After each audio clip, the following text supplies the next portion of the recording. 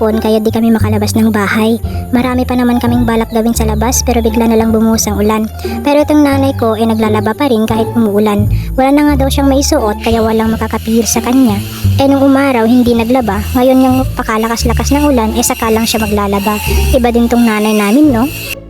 Sige, bilis-bilisan mo din magluto diyan dahil baka mag-brown out na naman mamaya. Sarapan mo ha dahil ngayon lang kita makita magluto. Ayan nga yung niluluto niyang ulam, di ko nga lang alam kung anong pangalan. Pagkasaing niya sa kalan, ikusan na lang niya itong iniwan. Akala mo kung rice cooker yung pinaglutuan para mag-automatic kapag luto na. Naku, lagot ka talaga kay tatay dito pag ma-overcook mo to. Buti na lang talaga masipag akong ate, to the rescue agad. Feeling mo naman masarap magluto. Huy, tatayan na nga, speaking of tatay. Nandito na pala siya at may daldala pang singkamas. Dalian mo tayo dahil mumukbangin na namin yan mamaya. At eto na nga kumukulo na yung niluluto ni Bunsong ulam, lintik talagang di ka talaga pang kusina dahil alam mong trono ko to. Sa hugasin kasi yun nakatoka palagi kaya ayaw na ayaw magluto. Ayan, singkamas kayo diyan kahit gabi na. Akala ko kakainin namin pero itatanim pala ni nanay sa bundok para daw dumami. Mindset ba? Ayan, nagtira na nga lang, iisa pa.